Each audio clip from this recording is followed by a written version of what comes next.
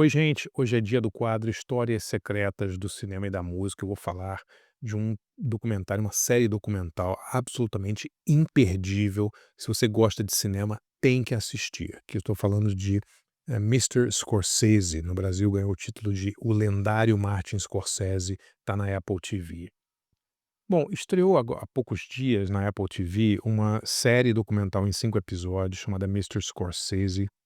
No Brasil chamou, como eu disse, o lendário Martin Scorsese, né. E galera, é absolutamente imperdível, assim, realmente eu vi os 5 episódios em 5 dias seguidos, assim, cada um melhor do que o outro, é muito bem feito, né. Ele foi dirigido por uma cineasta super talentosa, chamada Rebecca Miller, né. A Rebecca Miller, ela é filha, simplesmente, do dramaturgo Arthur Miller, né. E ela é casada há muito tempo com Daniel Day-Lewis, que trabalhou também com Scorsese, então ele dá depoimentos no filme, um depoimento muito legal dele sobre o Scorsese, né. Bom, como eu falei, a série é dividida em 5 episódios e você pode pensar assim: "Nossa, muita coisa, 5 episódios sobre um diretor", mas galera, eu queria que tivesse 15, porque assim, os episódios passam voando, né. O Scorsese fez tantos filmes bons há tanto tempo, ele tá aí há quase, sei lá, 60 anos fazendo filmes, né. E ele fez filmes muito bons em muitas décadas diferentes também, então tem muita coisa para falar sobre o Scorsese, né. O filme ele é mais ou menos dividido numa numa separação cronológica, né, que não é exatamente cronológica, mas ela é muito bem feita, né. O primeiro episódio conta, muito, assim, do início da vida do Scorsese, né, ele é um moleque, muitos problemas de saúde, né, com não podia sair de casa muitas vezes e tal, morava ali no bairro de Little Italy, né, o bairro italiano ali de Manhattan, ali em Nova York, né. E ele é um cara, que cresce ali nos anos 40, né, com basicamente ao lado de um monte de mafioso na rua ali, né, todo aquele cenário que depois ele exploraria, no Goodfellas, Os Bons Companheiros, né, que o Coppola exploraria no Poderoso Chefão, era uma coisa que era da vida da família Scorsese, né. Ele conta que o pai dele tinha um irmão que era um cara que, hum, tinha um monte de problema na vida, devia dinheiro pra um monte de gente, então o pai tinha que falar com os wise guys, né, com os mafiosos ali, pra eles não baterem ou pior, matarem o irmão dele, né.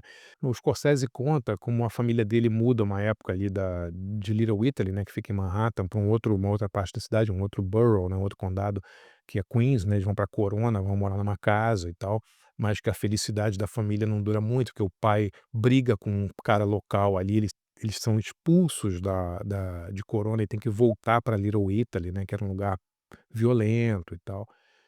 E aí, é muito legal, dá pra gente entender, né, de onde vem esse cinema do Scorsese, né, um cinema guiado basicamente por 2 direções, né, a direção da rua, a direção da violência, a direção da máfia, a direção dos crimes que ele via ali naquela parte perigosa da cidade e a extrema religiosidade do Scorsese, né, um cara que queria ser que queria ser padre, né, foi coroinha, né, que durante muito tempo achou que ele ia ser padre, né.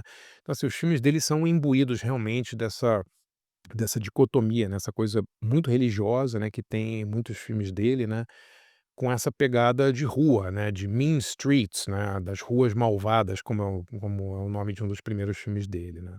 Então esse primeiro episódio fala muito da criação dele, da formação intelectual dele, de como ele era um cara que, quando ele foi para a faculdade, ele era o cara faculdade de cinema, né, numa U, em New York University, como ele era o cara mais pobre da faculdade, né, todo mundo era meio de classe média, branquinho ali, e ele vinha de uma família, de um lugar mais barra pesada ali, né.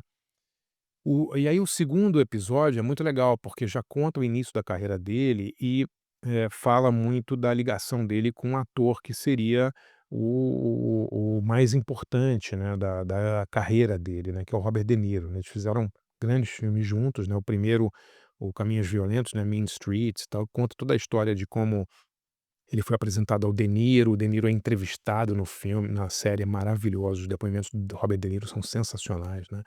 E eles falam dessa amizade que brota ali, né, e como eles, são 2 artistas, cada um no seu na sua especialidade, né. Um absolutamente perfeccionistas, 2 geniais, né, e 3 que confiavam um no outro, né, porque isso era muito importante, né, para o De Niro confiar no julgamento do do Scorsese, e também do Scorsese confiar na nas escolhas do De Niro, né. Quando a gente lembra, por exemplo, que foi o Robert De Niro que levou o projeto do Touro Indomável para o Scorsese, né, é incrível isso, né, não foi um projeto que o Scorsese queria fazer. Ele mesmo fala, ele falou: "Eu não entendia nada de boxe". Foi o Bob, né, o Robert De Niro que chegou com esse livro, que falou: "Cara, vamos fazer isso". E eles fizeram, né, em 1980, antes tinham feito depois antes o Taxi Driver, né. Os 3 primeiros episódios falam bastante desse período, assim, até os anos 80. Então tem alguns dos grandes filmes do Scorsese, o Taxi Drive, o Mean Streets primeiro, né, que é o Harvey Keitel e o Robert De Niro, depois o Taxi Driver em 76, tem uma discussão longa eles falam com a Rebecca Miller entrevista o Paul Schrader, que foi o roteirista original do Taxi Driver, né. Depois o Toro Indomável, 1980. Eh, a as entrevistas são muito legais, galera, porque, eh, são entrevistas, assim, que não estão preocupadas em falar da vida pessoal do Scorsese. Até muitas pessoas falam, tem ex-esposas, tem filhas, tem pessoal da família e tal, mas sempre relacionando a vida dele, o que acontece na vida dele com os filmes dele, né, que são coisas que não dá para separar, né. Quando ele tá mal, quando ele tá com problemas ali na vida dele e tal, ele faz alguns dos filmes mais, revolucionários dele, né, porque ele põe toda a alma dele, toda realmente o esforço dele, né, se joga de cabeça naqueles personagens, né, como o Taxi Driver, por exemplo. Uma das entrevistas mais incríveis, assim, da série é com a Thelma Schoonmaker, né, que é uma grande editora, montadora, acho que edita todos os filmes do Scorsese desde o Toro Indomável. E aí é uma coisa muito legal, porque ela fala dele com uma percepção de quem o conhece intimamente há muitos anos, né, mas ela comenta muitas cenas que eles fizeram juntos. E aí, para quem gosta de cinema, é um deleite, assim, né, ela falando por que que eles fizeram a cena dessa maneira ou daquela maneira, por que que o Scorsese usou a câmera assim ou assado, que trilha sonora que ele queria, como é que essa cena foi feita. Assim, quando a Thelma Schoonmaker fala, da montagem do Touro Indomável, né, de como eles filmaram as cenas de boxe, né, ou das Steadicams e das cenas do Goodfellas, né, Os Bons Companheiros, que é basicamente um filme que é uma montagem de 2 horas, né, uma cena atrás da outra, assim.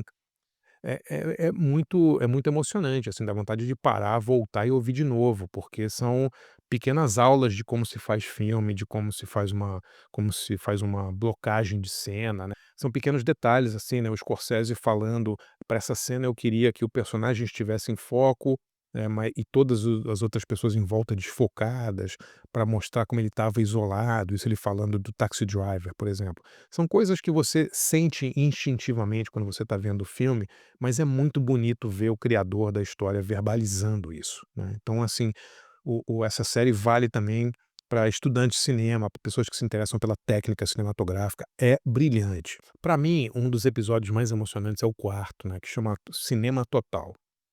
Por quê? Porque é um episódio em que eles exploram a técnica dele, a técnica que o Scorsese usou para fazer alguns dos filmes dele nos anos 90, que são alguns dos melhores filmes dele, né, tô falando de Os Bons Companheiros, Goodfellas, depois Cassino. E é uma época, assim, que ele não precisava, digamos, provar nada para ninguém mais, né, então ele tem aquele deleite, né, por isso que isso chama cinema total, né, de, experimentar, fazer coisas diferentes, fazer coisas, assim, inusitadas com a montagem, com a filmagem, com o posicionamento de câmera, com o uso da música. Galera, é uma coisa, assim, se você curte técnica cinematográfica, esse quarto episódio é sensacional.